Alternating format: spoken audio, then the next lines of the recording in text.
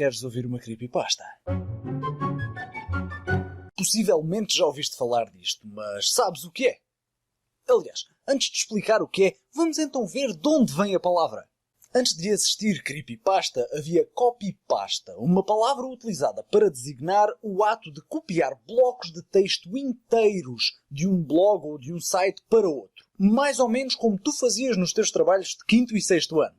Ora, se alguém fizesse isso com um texto cujo propósito é amedrontar, ou seja, um texto de terror, creepy, se assim quiseres, seria então uma creepypasta, uma vez que era copiar um texto de um sítio para outro com uma índole de terror. Então, uma creepypasta é uma história de terror que prolifera pela internet e acaba assim em todos os cantos, até mesmo nos mais escuros. Agora que já sabes de onde vem, queres saber como é?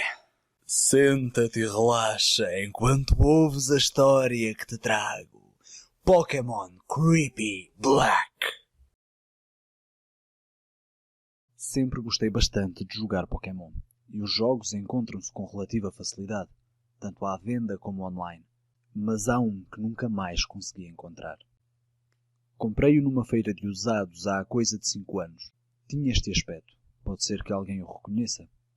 Infelizmente, quando mudei de casa há 2 anos, perdi o jogo. Por isso, não posso mostrar imagens de como era. O jogo começava com a introdução normal de Red e Blue, um Nidorino a lutar contra um Gengar. No entanto, o ecrã inicial tinha sido alterado. O Red estava lá, mas os Pokémon não mudavam, e dizia Black Version por baixo do logo de Pokémon. Após selecionar novo jogo, o jogo começava com o discurso do Professor Oak e rapidamente se tornava evidente que o jogo era, basicamente, o Pokémon Red. Depois de escolher o Pokémon inicial, se olhasses para os teus Pokémon, verias que para além do Bulbasaur, do Charmander ou do Squirtle, tinhas também outro Pokémon, Ghost. Esse Pokémon estava em nível 1.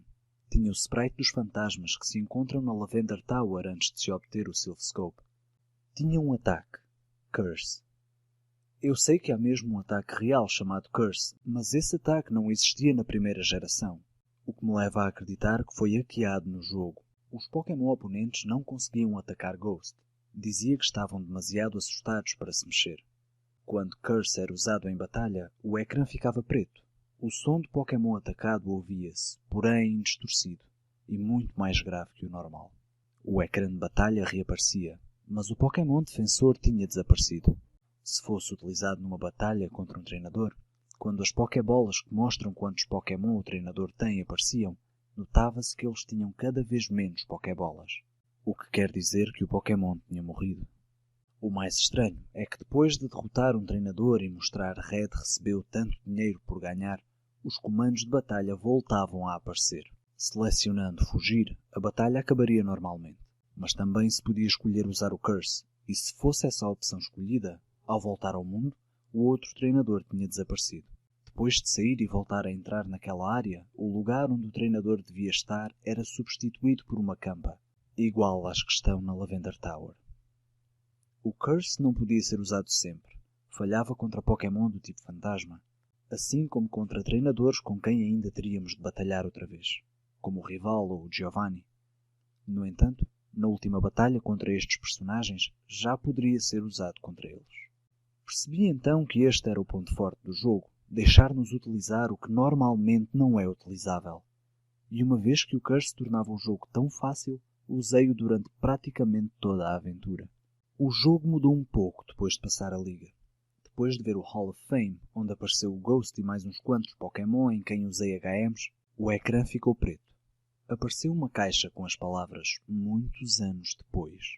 Mudava depois para Lavender Town, onde estava um homem velho a olhar para campas. Rapidamente me apercebi que este homem era o nosso personagem.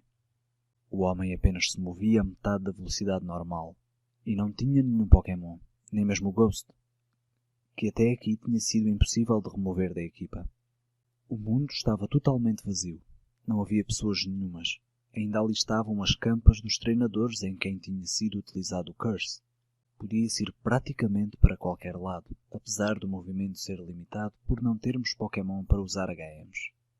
E independentemente de onde quer que fôssemos, a música de Lavender Town tocava constantemente num ciclo infinito. Após andar por um bom bocado, reparei que, indo pela Diglett's Cave, uma das árvores que precisam de ser cortadas para podermos avançar já não estava lá, podendo assim andar e regressar até Pallet Town. Ao entrar na nossa casa e seguir para o sítio exato onde se começa o jogo, o ecrã ficava preto. Aparecia então a imagem de uma Caterpie, que depois mudava para um Weedle, depois um PJ. Percebi então, à medida que os Pokémon iam mudando do Rattata até ao Blastoise, que estes eram todos os Pokémon que tinham sido vítimas do Curse.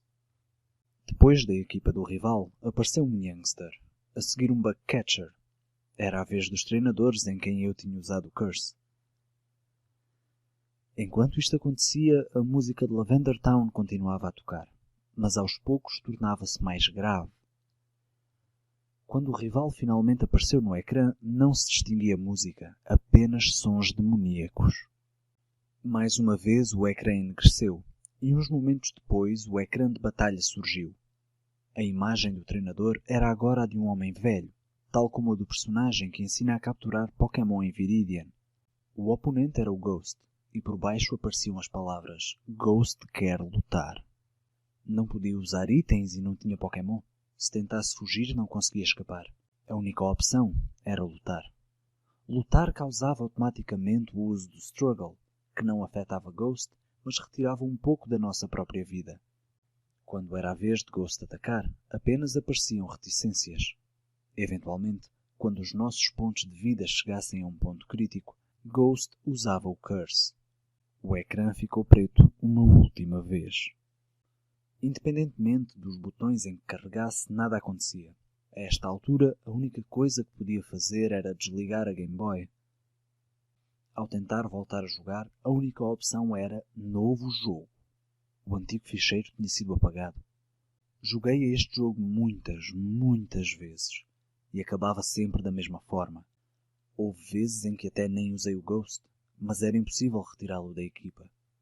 Nesses casos, não mostrava nenhum Pokémon ou treinador, e saltava logo para a batalha contra o Ghost.